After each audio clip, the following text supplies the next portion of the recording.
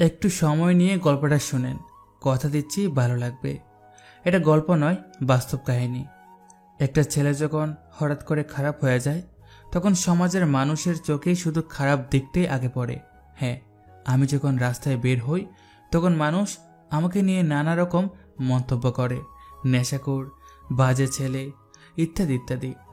কিন্তু ছেলেটার খারাপ হওয়ার পেছনে গল্পটা যদি কেউ শুনতো, তাহলে কোন এক অপরূপ মায়াবতীর পরিচয়টা হতো বেশ্যা।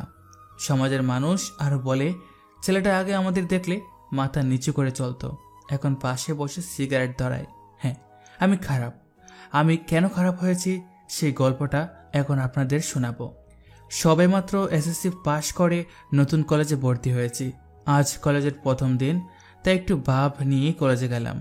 আজ তো কলেজে অনুষ্ঠান। হ্যাঁ, আজ আমাদের কলেজে নবীন বরণ অনুষ্ঠান, তাই সব ছাত্রছাত্রী সাজুগুজু করে আসছে।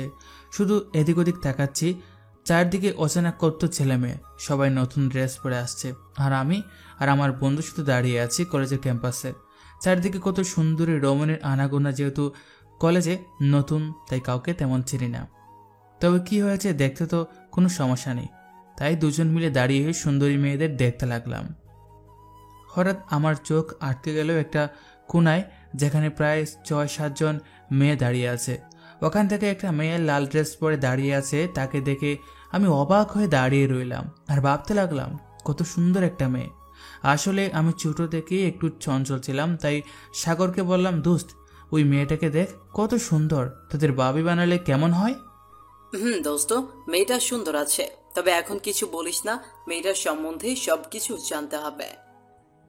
একটা কথা, কলেজে যেহেতু আজকে আমার প্রথম দিন, তাই তেমন বন্ধু নেই। স্কুল লাইফে যারা ছিল তারাই শুধু। তখন সাগর বলল, দোস্ত চল ওইদিকে যাই। তখন আমি বললাম, না, তুই যা, আমি এখানে দাঁড়িয়ে থাকবো আর মেয়েটাকে দেখবো। হঠাৎ মেয়েটা আমার দিকে তাকায় আর চোখে চোখ পড়ে যায়। জানি না তখন কেমন লাগছিল, মনে হচ্ছে এখনই চোখটা সরিয়ে নেওয়া উচিত, নয়তো যদি মাইন্ড করে। এরপর অনেকবার এভাবে চোখাচোখ হয়, কিন্তু কারোর সাথে কারো কথা হয় নাই। হঠাৎ দেখি মেয়েটা আর তার বান্ধবীরা চলে যাচ্ছে। এটা থেকে আমি হাঁটতে লাগলাম তার পেছনে পেছনে।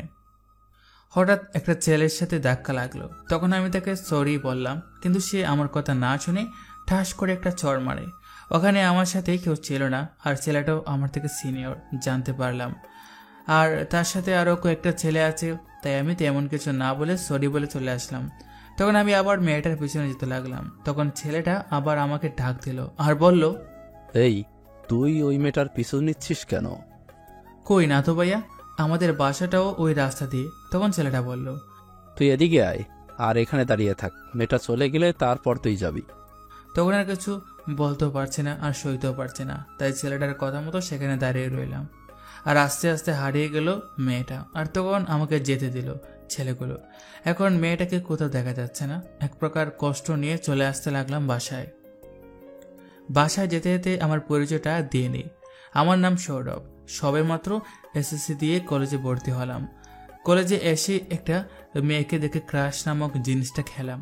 তবে সত্যি বলতে মেয়েটা খুব সুন্দর, আর কলেজে পরিচিত বলতে শুধু সাগর আছে, অন্যরাও আছে, কিন্তু সাগর আমার বেস্ট ফ্রেন্ড। তো এভাবে রাত হয়ে গেল। এখন কেন জানি খালি মেয়েটার কথাই মনে পড়ে, জানি না কেন। মেয়েটার সেই চাহনিটা এখনো আমাকে তার কথা ভাবাচ্ছে। যে করি হোক, মেয়েটার সাথে আমার কথা বলতে হবে। এসব ভাবতে ভাবতে ঘুমিয়ে পড়লাম। সকালে ঘুম থেকে উঠে ফ্রেশ হয়ে নাস্তা করে কলেজের জন্য বেরিয়ে পড়লাম। মাঝ রাস্তা দেখে আমি আর সাগর একসাথে যাই, তারপর দুজনে মিলে কলেজে আসলাম। আমার চোখ দুটি তো শুধু সেই মেয়েটাকে খুঁজতেছে, কিন্তু কোথাও দেখতেছি না। মনটা যেন কিরকম করছে, মনে হচ্ছে মেয়েটাকে হয়তো আমি হারিয়ে ফেলেছি। আসলে এই প্রথম কোনো মেয়েকে দেখে ভালো লাগা কাজ করেছে, তাই হয়তো এরকম লাগছে। তখন আর কি করার, এখন তো ক্লাসে যেতে হবে, তাই ক্লাসে যাচ্ছি।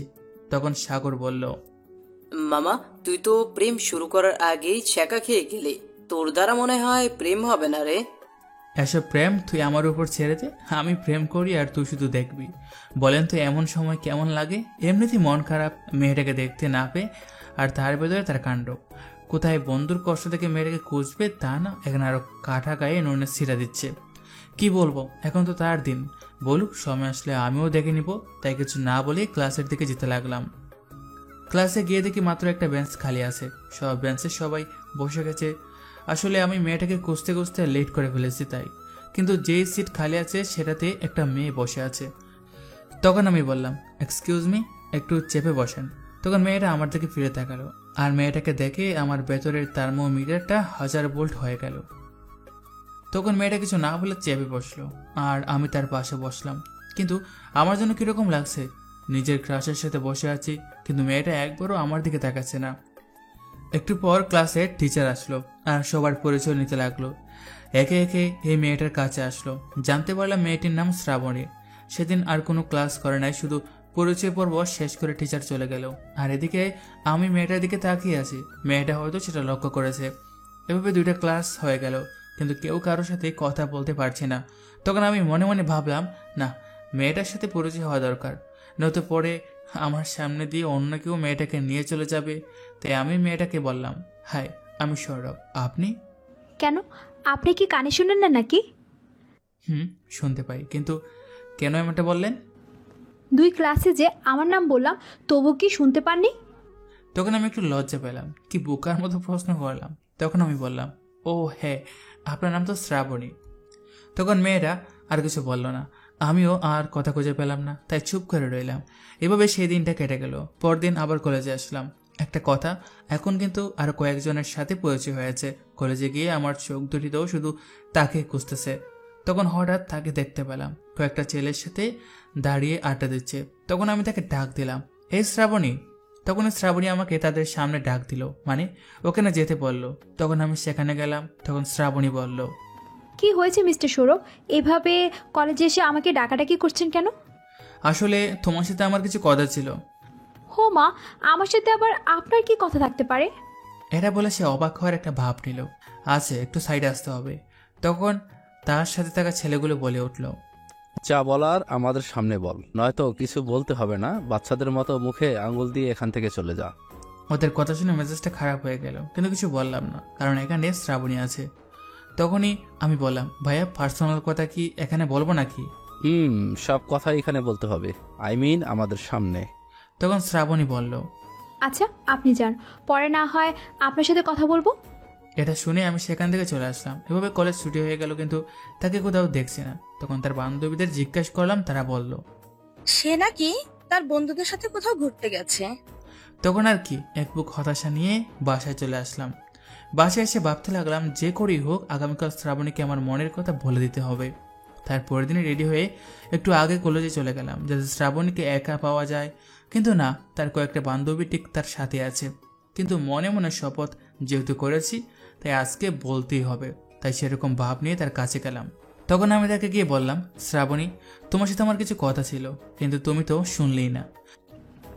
ও হ্যাঁ, বলো, কি বলবে, কিন্তু খুব তাড়াতাড়ি বলো, আমার আবার একটু কাজ আছে।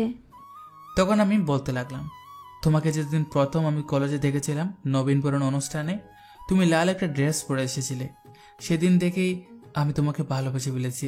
এরপর থেকে তোমার সাথে অনেক কথা বলতে চেয়েছি, বা আমার মনের কথাগুলো বলতে চেয়েছি, কিন্তু তুমি তো একদিনও সুযোগ দাও নাই। তাই আজ বলে দিলাম, আই লাভ ইউ শ্রাবণী। এটা বলে তার দিকে একটা ফুল এগিয়ে দিলাম। ও, বলাই তো হয় নাই, আসার সময় একটা ফুল নিয়ে আসছিলাম। তখন শ্রাবণী আমার হাত থেকে ফুলটা নিল, আর যেটা বলল, তখন শ্রাবণী আমার হাত থেকে ফুলটা নিল, আর ফুলটা হাতে নিয়ে ছিঁড়ে আমার উপর ফেলে দিল। ফুলগুলো আমার উপর দিয়ে উড়ে উড়ে পড়ছে মাটিতে, আর শ্রাবণী দাঁড়িয়ে দাঁড়িয়ে হাসছে। আর তার সাথে থাকা তার বান্ধবীগুলো তো তখন শ্রাবণীকে বলতে লাগলো, এই তোরা দেখ, ছেলেটা মনে হয় পাগল হয়ে গেছে। এই, তুই কি নিজের চেহারা আয়নাতে একবার দেখেছিস? এই কলেজে হাজারো ছেলে আমার জন্য পাগল, আর এই নতুন পাগল আবার কোথা থেকে আসলো? যাও বাচ্চা, বাসায় চলে যাও, আর আমার কথা ভুলে যাও, ওকে? তখন তারা সেখানে দাঁড়িয়ে হাসতে থাকে। মনের ভিতরে একটা খারাপ লাগা কাজ করে। জীবনে এই প্রথম কোনো একটা মেয়েকে ভালো লেগেছে, আর আজ সে আমাকে অপমান করে তাড়িয়ে দিল। এদিকে আমার চোখ দিয়ে 2 ফোঁটা জল গড়িয়ে পড়লো। কেন জানি না, জীবনে এই প্রথম কেউ আমাকে এতটা অপমান করলো। তবুও তো আমি তাকে ভালোবাসি, হয়তো আমাকে পরীক্ষা করার জন্য এরকম করছে। এটা ভেবে আমি ক্লাসের দিকে চলে আসলাম। এসে দেখি সাগর, সজল সবাই এসে গেছে, আমি সেখানে যাওয়া মাত্র সাগর বলল, কিরে, তুই কোথায় গিয়েছিলি? তোর চোখ মুখ এরকম কেন? আর তোকে কয়টা কল দিয়েছে? হ্যাঁ, তখন আমি পকেট থেকে ফোনটা বের করলাম। সত্যি তো 10টা কল দিয়েছে আমাকে। ফোন সাইলেন্ট ছিল তো, তাই বলতে পারে নাই। তখন আর কি, তাদের ভুলভাল বুঝিয়ে একটা বেঞ্চে বসে পড়লাম। সেখান থেকে স্পষ্ট শ্রাবণীকে দেখা যায়। ম্যাম ক্লাস করাচ্ছে, কিন্তু আমার সেদিকে কোনো খেয়াল নেই। আমি শুধু ওর দিকে তাকিয়ে আছি। সেটা শ্রাবণী লক্ষ্য করছে, কিন্তু কিছু বলছে না। হঠাৎ সে একটা খাতার পেজ ছিঁড়ে তাতে কিছু একটা লিখলো, আর আমার দিকে তাকিয়ে তাকিয়ে মুসকে মুসকে হাসছে, আর সেটা গোল করছে। হঠাৎ সে দাঁড়িয়ে পড়লো আর ম্যামকে ডাকতে লাগলো। ম্যাম, ওই যে দেখেন না, ওই বেঞ্চ থেকে যে ছেলেটা আমাকে এটা ঢিল মেরেছে, আর এতে কিসের কথা লেখা আছে? তখন ম্যাম কাগজের বাস করলো আর পড়তে লাগলো, শ্রাবণী, তুমি দেখতে যা খাসা মাল, তোমার সাথে এক রাত কাটাতে পারলে তো থাক, পরেটুকু আর না পড়ি। কারণ ম্যামও আর পড়ে নাই। এসব শুনে আমি তো বোকার মতো বসে রইলাম। কখন লিখলাম এসব আমি, আর কখনই বা তার দিকে ঢিল মারলাম? তখন ম্যাম আমাকে ডাক দিল আর সামনে যেতে বলল। আর ক্লাসের সবাই তো নানা রকম কথা বলছে। এখন সবাই মসজিদের ইমাম সাজলো, যেন তারা এসব কিছু বুঝে না। তখন আমি সামনে গেলাম। তখন ম্যাম আমার সামনে কাগজ দিয়ে বলল, এগুলো কি? হ্যাঁ, বিশ্বাস করেন ম্যাম, আমি এগুলো লিখি নাই। তাহলে কে লিখেছে? জানি না ম্যাম। বুঝতে পারছি। এমনিতে স্বীকার করবে না, তাই তো? ঠিক আছে, আমি প্রিন্সিপাল স্যার কাছে যাচ্ছি। তখন ম্যাম সে কাগজটা হাতে নিয়ে ক্লাসরুম থেকে বের হয়ে গেলেন। বুঝতে পারছি না কি করব। এখন যদি স্যার কলেজ থেকে আমাকে বের করে দেন? মধ্যবিত্ত পরিবারের সন্তান আমি। কলেজ থেকে বের করে দিলে বাসা থেকে কী পরিমাণ চাপ সহ্য করতে হবে, সেটা একমাত্র আমার মতো যারা মধ্যবিত্ত তারা বুঝতে পারবেন। তখন ম্যাম চলে যায় আর আমি শ্রাবণীর দিকে একবার তাকালাম। আমার চোখে পানি, তবু স্পষ্ট দেখতে পেলাম শ্রাবণী মুসকি মুসকি হাসছে। এটা দেখে আমি আর ক্লাসরুমে থাকলাম না, বের হয়ে গেলাম। আমার পিছু পিছু সাগর, সজল সবাই বের হলো। কিন্তু আমার টেনশন তো একটাই, কলেজ থেকে যদি আমাকে বের করে দেয় তখন আমি বাসায় কি বলবো? জানি না, আমার মাথা ঘুরছে। কি দোষ ছিল আমার? শ্রাবণীকে ভালোবাসি, এটা কি আমার দোষ? মানুষ কি ভালোবাসতে পারে না? নাকি আমার মতো মধ্যবিত্ত ছেলেদের ভালোবাসা নিষেধ? এসব ভাবছি, আর তখন একজন এসে বলল প্রিন্সিপাল স্যার নাকি আমাকে ডাকছে। তখন আর কি, স্যারের রুমে যেতে লাগলাম। ভেতরে দুক করছে, জানি না স্যার কি বলবে। তখন স্যারের রুমে গিয়ে পৌঁছালাম, অনুমতি নিয়ে ভেতরে গেলাম। তখন স্যার আমার সামনে সে কাগজটা ধরলো আর বলল, এটা কি? হ্যাঁ, কলেজে নতুন এসেই এরকম বড় হলে কি করবে শুনি? স্যার, এটা আমি লিখি নাই, প্লিজ আমাকে বিশ্বাস করেন। কি বিশ্বাস করবো তোমাকে, যে কিনা মেয়েদেরকে সম্মান করতে শিখে নাই? এইসব কথা বলতে পারে? তোমাকে আর এই কলেজে রাখবো না। তখন স্যার টিসি দেওয়ার জন্য লেখালেখি শুরু করে। তখন আমি কি করব কিছু বুঝতে না পেরে স্যারের পায়ে ধরলাম আর বললাম, স্যার ভুল হয়ে গেছে, প্লিজ আমাকে ক্ষমা করে দিন। কিন্তু স্যার আমার কোনো কথা শুনছে না। অনেক আকুতি মিনতি করে স্যারকে রাজি করালাম, কিন্তু তিনি আমাকে শাস্তি দিলেন যে রুমের সামনে 10 বার কান ধরে উঠবোস করতে হবে আর মেয়েটার কাছে ক্ষমা চাইতে হবে। আমি সেটাতে রাজি হয়ে গেলাম। স্যারের রুমের সামনে দাঁড়িয়ে আছি। এখন কত ছেলে মেয়ে দাঁড়িয়ে আছে সেখানে, সেটা বলে বোঝাতে পারবো না। চোখ দিয়ে অজুরে পানি পড়ছে। জীবনে ভাবতেও পারে নাই এমন একটা দিন আসবে যেখানে হাজারো মানুষের সামনে আমাকে কান ধরে দাঁড়িয়ে থাকতে হবে। তখন আমি কান ধরে উঠবোস করতে লাগলাম। কতজনে কত কথা বলছে সেটা বলে বোঝাতে পারবো না। আর শ্রাবণী তো দাঁড়িয়ে দাঁড়িয়ে হাসছে। জানি না শ্রাবণী কি আনন্দ পাচ্ছে আমাকে এভাবে অপমান করে, কিন্তু আমার ভেতরটা তো পুড়ে যাচ্ছে। এই প্রথমে তো অপমানিত হতে হয়েছে, 10 বার কান ধরে উঠবোস করার পর শ্রাবণীর কাছে ক্ষমা চেতে হয়েছে। তারপর স্যার আমাকে ক্লাসে যাওয়ার অনুমতি দিল। তখন আমি ডানে বামে না থেকে সোজা ক্লাসে চলে আসলাম। আসার সময় হাজারো কথা শুনছি যেটা আপনাদের বলতে ইচ্ছা করছে না। তখন ক্লাসে গিয়ে 1 মিনিটও বসে নেই, ব্যাগটা নিয়ে সোজা বাসায় চলে আসলাম। আসার সময় সারা রাস্তার চোখ দিয়ে পানি পড়ছে। তারপর বাসায় চলে আসলাম, কারোর সাথে কথা না বলে রুমে ঢুকে গেলাম আর কাপড় চেঞ্জ না করে শুয়ে পড়লাম। আর ভাবতে লাগলাম কলেজে ঘটে যাওয়া ঘটনাটা, কিন্তু কিছুতেই কিছু মেলাতে পারছি না। কি ঘটে গেল আজ আমার সাথে? এটা কি আদৌ সত্যি নাকি আমি স্বপ্ন দেখছি? না, এটা তো স্বপ্ন না। তখন মোবাইলটা হাতে নিলাম আর দেখলাম প্রায় সন্ধ্যা হয়ে আসছে। আর এর ভিতরে সাগর, সজল আমাকে অনেকবার কল দিয়েছিল, কিন্তু আমি তাদের কল ব্যাক করলাম না। বিছানা থেকে উঠে পড়লাম আর চলে গেলাম একটা পুকুর পাড়ে। হ্যাঁ, এটাই সেই পুকুর যেখানে আমার মন খারাপ হলে আমি গিয়ে বসে থাকি। আর কি অদ্ভুত, এখানে আসলে আমার মন ভালো হয়ে যায়। তাই আজও ওখানে গিয়ে বসলাম, ভাবতে লাগলাম কলেজের কথাগুলো। হঠাৎ আমার এমন একটা জিনিসের কথা মনে পড়লো যেটা দিয়ে শ্রাবণীর মিথ্যাগুলো আমি সামনে নিয়ে আসতে পারবো। কলেজের ক্লাসরুমে থাকা সিসি ক্যামেরার কথা মনে পড়লো, যেটা আমার আগে মনে ছিল না। এটা দিয়ে তো দেখা যাবে যে কে সত্যি বলছে আর কেই বা মিথ্যা বলছে। তখন আমি সাগরকে কল দিলাম আর বললাম, দোস্ত আগামীকাল কলেজে আসিস, খেলা দেখাবো। পরে কলটা কেড়ে দিলাম আর এখানেই বসে রইলাম আর রাতে বাসায় চলে গেলাম। পরের দিন সকালে রেডি হয়ে কলেজে গেলাম। কলেজে গেট দিয়ে ঢুকে মাঠের দিকে চোখ গেল, দেখলাম অনেক ছেলে মেয়ে সেখানে দাঁড়িয়ে আছে।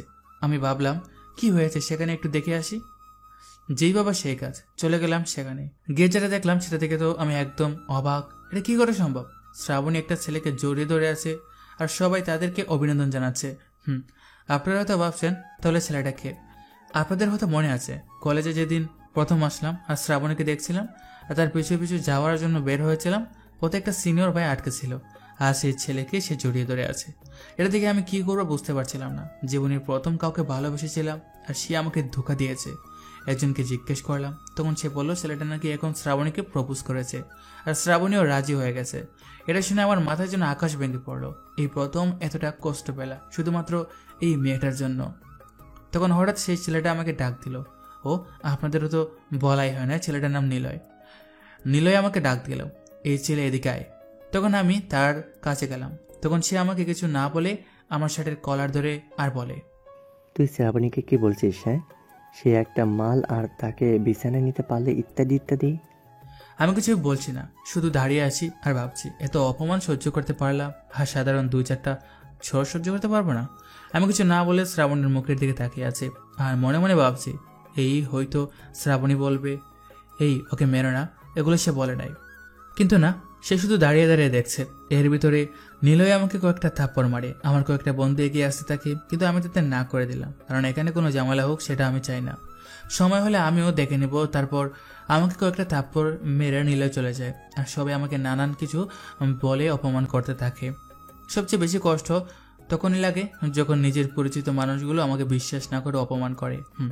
আমাদের সাথে স্কুল লাইফে একসাথে পড়েছি কয়েকটা মেয়ে, তারাও আমাকে অপমান করলো। আরে তোরা তো আমাকে চিনিস আমি কেমন ফোলা, কিন্তু আমাকে বিশ্বাস না করে উল্টো আমাকে অপমান করলি। আজ তোদের সব ভুল ভেঙে দেব। তাই আমি সরাসরি প্রিন্সিপালের রুমে গেলাম। স্যার আমাকে দেখেই বললো আমি কেন গিয়েছি সেখানে। তখন আমি স্যারকে বললাম, স্যার আমি আপনার কাছে একটা অনুরোধ করব, যদি আপনি সেই অনুরোধটা রাখেন তাহলে একটা ছেলের জীবন থেকে অনেক বড় অপমানের বোঝা কমে যাবে। কি বলো দেখি? স্যার এত নাম্বার রুমের সিসি ক্যামেরা ফুটেজটা দেখেন, তাহলে সব বুঝতে পারবেন। তারপর স্যারকে অনেক কিছু বলে রাজি করালাম। তারপর ভিডিওটা দেখতে লাগলাম। ভিডিওটা দেখে স্যার একবার আমার দিকে আরেকবার ফুটেজের দিকে তাকাচ্ছে। তখন স্যার বললেন, এরকম মেয়েও হতে পারে, আমি ভাবতে পারি নাই। এই শ্রাবণী মেয়েটাকে ডেকে আনো তো। তখন কেউ একজন শ্রাবণীকে ডাকতে গেল। একটু পর শ্রাবণী আসলো হাসি মুখে। আমাকে দেখে তার হাসিটাও থেমে গেল আর মুখটা গোমরা করে বলল, স্যার এই বদমাইশটার সামনে আমাকে কেন আসতে বললেন? এদিকে আসো আর এই ভিডিওটা দেখো। স্যার কিসের ভিডিও? তখন শ্রাবণী ভিডিওটা দেখতে লাগে। ভিডিও দেখে একবার আমার দিকে আর একবার স্যারের দিকে তাকাচ্ছে আর ঘন ঘন শ্বাস নিচ্ছে। তার ভেতরে যে ধুক ধুক শব্দ হচ্ছে সেটা 2 হাত দূর থেকেও বুঝতে পারছি। তার চোখে মুখে ভয়ের চাপ। তখন স্যার তাকে যেটা বলল, এসব কি শ্রাবণী? শ্রাবণী কোনো কথা বলছে না, চুপ করে মাথা নিচু করে দাঁড়িয়ে আছে। তখন স্যার তাকে দমকের সুরে বলতে লাগলো, তুমি একটা মেয়ে হয়ে যেখানে তোমার নিজের ইজ্জত ঠিক রাখতে পারো না, সেখানে তো বাহিরের লোক অন্য হিসাব। তুমি গতকাল বলেছিলে যে এই ছেলেটা তোমাকে বাজে কথা লিখে তোমার উপরে ঢিল মারে, কিন্তু আজ তো এখানে স্পষ্ট দেখতে পাচ্ছি তুমি তোমার হাত দিয়ে লিখতেছো আর সেটা হাত দিয়ে বাজ করে ম্যামকে দিলে। শ্রাবণী কোনো কথা বলছে না, চুপচাপ দাঁড়িয়ে রইল। তখন স্যার আবার বলতে লাগলেন, দেখো শ্রাবণী, তোমার একটা ভুলের কারণে ছেলেটাকে গতকাল কলেজ থেকে বের করে দিতে চেয়েছিলাম, কিন্তু ছেলেটার অনুরোধে আর পারলাম না। তারপরেও তাকে কানে ধরে সবার সামনে উঠবস করিয়েছি শুধুমাত্র তোমার কথা বিশ্বাস করে। আর আজ এই তোমার বাবা মার নাম্বার দাও, তাদের সাথে কথা বলবো আমি। তখন দেখলাম শ্রাবণীর চোখ দিয়ে পানি পড়ছে। হয়তো আমার মতো তারও পরিবারের চাপ নিতে হবে। তখন আমি বললাম, স্যার থাক, এবারের মতো তাকে ছেড়ে দেন। আর আপনারা কেমন, আমি এত করে বলেছিলাম স্যার আমার কথা বিশ্বাস করুন, বিশ্বাস করুন, কিন্তু না, আপনারা আমার কথা বিশ্বাস করলেন না। একটা মেয়ে যেই কথা বলবে সেটাই সবাই বিশ্বাস করে, এর সত্যি মিথ্যা যাচাই করতে চেষ্টাও করে না। এর কারণে আজ আমাদের দেশে হাজারো ছেলে অপমানিত হচ্ছে শুধুমাত্র আপনাদের ভুলের কারণে। তাই প্লিজ বিচার করার আগে সবকিছু ভালো করে যাচাই করে বিচার করবেন। আর এই যে মিস, আপনার নিজেকে একটুকু সম্মান দিতে শিখুন। আর কিছু বলবো না, এটা বলে স্যারের রুম থেকে বের হয়ে গেলাম। আর বাইরে এসে দেখি সবাই সেখানে দাঁড়িয়ে আছে। আমি সবাইকে সেখানে দেখে অবাক হয়ে গেলাম। ওরা ওখানে আসলো কি করে, মানে জানলো কি করে? তখন কয়েকটা মেয়ে এসে আমাকে বলতে লাগলো, সৌরভ প্লিজ আমাদের মাফ করে দাও, সত্যি আমরা বুঝতে পারি না যে শ্রাবণী মিথ্যে কথা বলছে। আরে তোদের সাথে আমি 10টা বছর পড়েছি, তোরা আমাকে ভালো করে চিনিস যে আমি কেমন ছেলে, কিন্তু সেদিন শ্রাবণীর মিথ্যা কথাগুলো তোরা বিশ্বাস করে নিলি। বাহ। তখন তারা আমার কাছে নানাভাবে ক্ষমা চায়। তখন আর কি, তাদের ক্ষমা করে দিলাম আর ক্লাসরুমে চলে আসলাম। ক্লাস শেষ করে বাসায় চলে আসলাম। খুব খারাপ লাগছে নিলয়ের সাথে শ্রাবণীকে দেখে। কতই না ভালোবেসেছিলাম এই মেয়েটাকে দেখে, কিন্তু আফসোস আজকে মনে কিছুতেই মানছে না। কি করলে যে ভেতরের কষ্টটা কমে যাবে বুঝতে পারছি না। শুনে যে সিগারেট খেলে নাকি কষ্ট কমে, তাই বাসা থেকে বের হলাম আর বাজারে গিয়ে 1 প্যাকেট সিগারেট কিনলাম। আজ এই প্রথম সিগারেট কিনলাম খাবার জন্য। তারপর একটা সিগারেট ধরালাম। ঠান্ডা হওয়া মাত্র খুব কাশি পেল, তবে আস্তে আস্তে খেতে লাগলাম। একটা কথা আমরা অনেকেই এই ভুলটা করে দেখি। প্রেমের ছেকাকে যেমন ভুলটা করেছেন গল্পের সৌরভ নামের ছেলেটা, এটা কিন্তু একদম বাস্তব কাহিনী। অনেকে নাকি বলে সিগারেট খেলে কষ্ট কমে, কিন্তু আমি বলি সিগারেট খেলে কষ্টটা বেড়ে যায় 1000 গুণ। হয়তো এটা খেলে কষ্টটা বেড়ে যায় 1000 গুণ। হয়তো এটা খেলে ক্ষণিকের জন্য ভালো লাগা কাজ করে, কিন্তু এটাতে যে হাজারো সমস্যা রয়ে যায় সেটাকেও বুঝতে চেষ্টা করে না। আমি অনুরোধ করব সৌরভ ভাইকে, ভাইয়া প্লিজ নেশা করা ছেড়ে দেন। আর আমার পাঠকদের মধ্যে যারা নেশা করেন প্লিজ তারাও নেশা করা ছেড়ে দেন। দেখবেন আস্তে করে পৃথিবীটা কত সুন্দর হয়ে আসছে। আচ্ছা, এখন গল্পে আসা যাক। তখন একটার পর একটা সিগারেট খেতে লাগলাম আর শ্রাবণীর কথা ভাবতে লাগলাম। এভাবে 7টা সিগারেট খেয়ে ফেললাম আর ভালো লাগছে না সিগারেট খেতে, তাই সেখান থেকে বাসার উদ্দেশ্যে রওনা দিলাম। বাসায় লুকিয়ে সিগারেটের প্যাকেট নিয়ে আসলাম আর লুকিয়ে খেতে লাগলাম। এভাবে রাত পেরিয়ে সকাল হয়ে গেল, কলেজের সময় হয়ে গেল, তাই রেডি হতে লাগলাম কলেজের জন্য। কলেজে গিয়ে দেখি সাগর আর সবাই আগেই এসেছে, তাই আমিও তাদের কাছে গেলাম। গতকাল রাতে ঘুম না হওয়াতে চোখ লাল হয়ে আছে। এটা দেখে সজল বলল, কিরে তোর চোখ লাল হয়ে আছে কেন? জানি না রে, চল সিগারেট খেয়ে আসি। আমার এই কথা শুনে যেন তারা আকাশ থেকে পড়লো, একে ওপরের দিকে যাচ্ছে আর আমার দিকে এমন করে তাকাচ্ছে মনে হচ্ছে আমি ভিন্ন গ্রহ থেকে এসেছি। একটা কথা, সাগর, সজল, রনি এরা সবাই কিন্তু আগে থেকে সিগারেট খায়। সরি, রনি খায় না, আমি নিজ তাদের সিগারেট খাওয়ার জন্য কত গালি দিয়েছি, আর আজ আমি তাদের বললাম সিগারেট খেতে যেতে। তবে এখন কিন্তু তারা আমার সামনে সিগারেট খায় না, কারণ আমি তাদের দেখলে গালি দিই। আর আমার মুখ সিগারেটের কথা শুনে তারা একে অপরের দিকে তাকাচ্ছিল। তখন সাগর বলল, কিরে সৌরভ, তুই ঠিক আছিস নাকি? দুর্বল। তখন পকেট থেকে সিগারেটের প্যাকেট বের করলাম আর সেখানে বসে সিগারেট ধরালাম। এটা দেখে তারা আরও অবাক হয়ে গেল। আসলে এই মাঠে বসে সিগারেট ধরানোর ক্ষমতা কারোরই নেই, মানে সবাই ভয় পায় এখানে সিগারেট ধরানোর। আর আমি মানে আমার মতো ছেলে এখানে বসে সিগারেট ধরালাম। হঠাৎ সে নিলয় নামের ছেলেটা এসে আমাকে ডাক দিল আর হাতে সিগারেট দেখে সে বলল, আরে বাহ, 2 দিন হলো না কলেজে আসলি আর এখন সিগারেট ধরিয়ে দিলি? তাতে কারো সমস্যা হয় বলে আমার মনে হয় না। বাহ, ছেলের মুখে দেখি বুলি ফুটেছে। তা তুই শ্রাবণীকে অপমান করছিস কেন? আমি শুধু সত্যিটা সবার সামনে নিয়ে এসেছি, কাউকে অপমান করে নেই। কিন্তু এখন মনে হচ্ছে যদি সবার সামনে কানে ধরাতাম তাহলে হয়তো ঠিক হতো। এই তুই কার সাথে কি বলছিস ভেবে বলছিস তো? তখন আমার মেজাজ এমনিতে খারাপ ছিল, এখন আরও খারাপ হয়ে গেল তার তুই তুকারি শুনে। তখন আমি বললাম, এই একদম চুপ করে এখান থেকে যা, নয়তো এখানেই শেষ করে দেব। সিনিয়র তার সম্মান করি, তাই বলে মাথায় উঠে পড়িস না, না হলে মাথা থেকে কিভাবে নামাতে হয় সেটা আমার জানা আছে। আমার কথা শুনে নিলয় একটু ঘাবড়ে গেল, মানে একটু অবাক হয়ে গেল। তখন নিলয় বলল, আমাকে ট্রিট দিচ্ছিস তাই না? ওকে দেখ আমি তোর কি করি। এটা বলে সে চলে যেতে লাগে। তখন সাগর বলল, শুধু শুধু ছেলেটার সাথে লাগতে গেলে না, এখন যদি সে তোর ক্ষতি করে? সে আমার ভাল। তুই চিন্তা করিস না, আমরা আছি তোর সাথে। তখন আমি সিগারেট খেতে খেতে ক্লাসের দিকে যেতে লাগলাম। হঠাৎ একটা দিকে আমার চোখ আটকে গেল। কলেজের বাগানের দিকে, সেখানে শ্রাবণী আর নিলয় হাত ধরে পাশাপাশি আছে। হঠাৎ নিলয় আমাকে দেখতে পেল আর তখন শ্রাবণীকে একটু টান দিয়ে তার কাছে নিয়ে আসলো আর বলতে লাগলো, বেবি একটু কিস করো না। দূর, আমার লজ্জা করে। আর এখানে কত মানুষ দেখেছো, যদি কেউ দেখে পরে সমস্যা হবে। আরে দূর, কিচ্ছু হবে না, আমি আছি না। তখন শ্রাবণীকে এক প্রকার জোর করে কিস করতে বাধ্য করে। তখন নিলয় আমার দিকে ফিরে একটা হাসি দেয়। মন চাচ্ছে এখনই গিয়ে তার সবগুলো দাঁত ভেঙে ফেলি।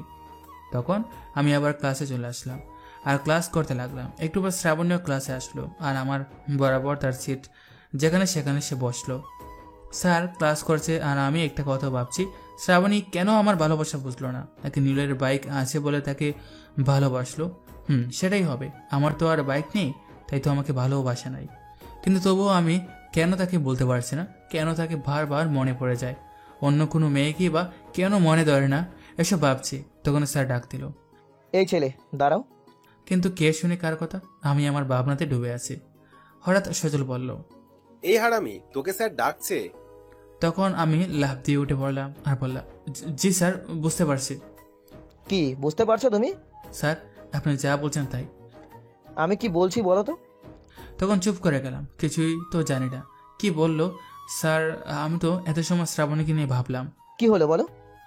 মানে স্যার, আমি না একটা কথা ভাবছিলাম, তাই হয়তো আপনার কথাগুলো ভালো করে বুঝতে পারি নাই। এখন থেকে ঠিক মতো ক্লাস করবে, ঠিক আছে? তারপর স্যার চলে গেল। এভাবে ক্লাস শেষ করলাম। একটা ক্লাস শেষ হতে না হতেই সিগারেটের নেশা ধরলো, তাই ক্যান্টিনে চলে আসলাম আর একটা সিগারেট খেলাম। পরে আবার ক্লাসে আসলাম। এভাবেই কলেজ ছুটি হয়ে গেল। আমি, সাগর, সজল, রনি, শাকিল, ফাহাদ আর কয়েকজন আছে, সবাই মিলে বাসার দিকে হেঁটে যাচ্ছি কারণ নীলয় বলেছিল আমাকে নাকি দেখে নেবে, তাই আমিও চাচ্ছি আমার সুন্দর চেহারাটা তাকে দেখাতে। রাস্তা দিয়ে যাচ্ছি, হঠাৎ সামনে দিকে নীলয়, তার সাথে আর কয়েকজন আছে। তাদের হাতে হকিস্টিক, বাইকে বসে আছে। সবাই মনে হচ্ছে গুন্ডা মিশা সদাগরের ভাই। তখন আমরা তাদের সামনে দিয়ে যেতে লাগলাম, কারণ দেখি সে আমাকে কিছু বলে কিনা। কারণ ইচ্ছা করে ঝগড়া করার কোনো মুড আমার নেই, তাই আমি তাদের সামনে দিয়ে হেঁটে যাচ্ছি। হঠাৎ নীলয় বলল, আরে চলে যাচ্ছিস কেন? তখন তো খুব বলেছিলি আমাকে মেরে সেখানে পুঁতে দেবে। বপ মার দেখি, আর কত বড় সাহস! তুই তো গাড়ি করেছেন, এটা কিন্তু ভালো হচ্ছে না। তখন আমি তার একদম নিকটে, মানে কাছাকাছি যাকে বলে। কি করবি তুই? তোকে তুই তুকারি করলে ভালো হচ্ছে না কিন্তু। তখন নীলয় হেসে বলল, দেখলি তোরা আমাকে ঠেট দিচ্ছে। এটা বলে একটু হাসাহাসি করতে থাকে, আর এদিকে আমার রাগে কি করবো বুঝতে পারছিলাম না। হঠাৎ সে আমাকে জোরে একটা ধাক্কা মারে আর বলে, কি করবি কর। আমি প্রায় 2 হাত দূরে গিয়ে পড়লাম। একটু দূরে তাকিয়ে দেখি একটা গাছ কাটা হয়েছে, মানে লাকড়িগুলো এখানে সেখানে আছে। তখন আমি আর কিছু না বলে দৌড়ে গিয়ে একটা মোটা দেখে একটা লাকড়ি নিয়ে আসলাম। তখন আমি দৌড়ে গিয়ে ওখান থেকে একটা লাঠি হাতে নিলাম, আর আমাকে লাঠি হাতে নিতে থেকে সাগর, রনি তারও গিয়ে লাঠি নিয়ে আসলো। আমাদের লাঠি আনতে থেকে নীলয় একটু ভয় পেয়ে গেল, সংখ্যায় আমি তাদের থেকেও বেশি। তখন আমি লাঠি নিয়ে নীলয়ের একদম কাছে চলে আসলাম আর ঠাস করে নীলয়ের পায়ে একটা মারলাম। তবে সেটা আস্তে মেরেছি, নয়তো বেচারা মরে গেলে আবার আমাকে মামার বাসায় যেতে হবে। নীলয় বাড়ি খেয়ে মাটিতে পড়ে গেল, আর তার সাথে যারা ছিল তাদেরকে ওরা সামাল দিল। নীলয় মাটিতে পড়ে যাওয়ার পর আমি লাঠিটা ফেলে দিয়ে তাকে টেনে তুললাম আর ইচ্ছা মতো মারতে লাগলাম।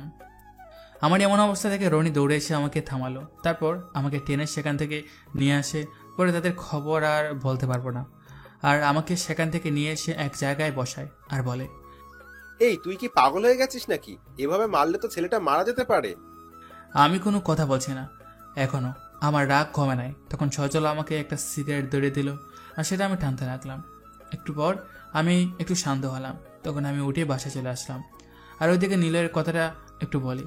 নীল তো পায়ের ব্যথায় হাঁটতে পারছে না, আর তার সাথে থাকা ছেলেগুলো তেমন মার খায় নাই, তাই পাশের ফার্মেসি থেকে ব্যথার ট্যাবলেট কিনে সবাই বাসায় চলে যায়। আর এদিকে আমি বাসায় এসে ফ্রেশ হয়ে নিজের রুমে বসে আছি। তখন আম্মু আসলো আমার রুমে আর বলল, কি রে সৌরভ, তোর কি হয়েছে? তুই ঠিক মতো খাওয়া দাওয়া করিস না, অনেক রাত করে বাসায় আসিস, ব্যাপার কি? আর আজকে সকালে রুম পরিষ্কার করতে গিয়ে তোর রুম থেকে সিগারেট পেলাম। তুই কি সিগারেট খাস নাকি রে? তখন আমি কি বলবো বুঝতে পারছি না। তখন আমি বললাম, আরে কি বলো আম্মু, সিগারেট? তাও আবার আমি? আরে না, আমি এসব খাই না। তুমি তো জানো যে সজল সিগারেট খায়। গতকাল তার সাথে দুষ্টুমি করার সময় মনে হয় আমার কাছে এসে পড়েছিল, তাই সেটা সকালে ফেলে দিয়েছি। যারা সিগারেট খায় তাদের সাথে মিশবি না, আর কলেজে কারোর সাথে ঝগড়া করবি না বলে দিলাম। আরে না আম্মু, ঝগড়া কেন করবো? তখন আর কি আম্মু চলে যায়, আর আমি কোনো মতে হাফ ছেড়ে বাঁচলাম। তখন খাবার খেয়ে একটু বাজারে আসলাম, কারণ সব সিগারেট খেয়ে ফেলেছি। তখন আবার আরেক প্যাকেট সিগারেট নিলাম আর বন্ধুদের সাথে আড্ডা দিলাম। আসলে সেই দুপুরের বিষয়টা নিয়েই কথা হচ্ছিল।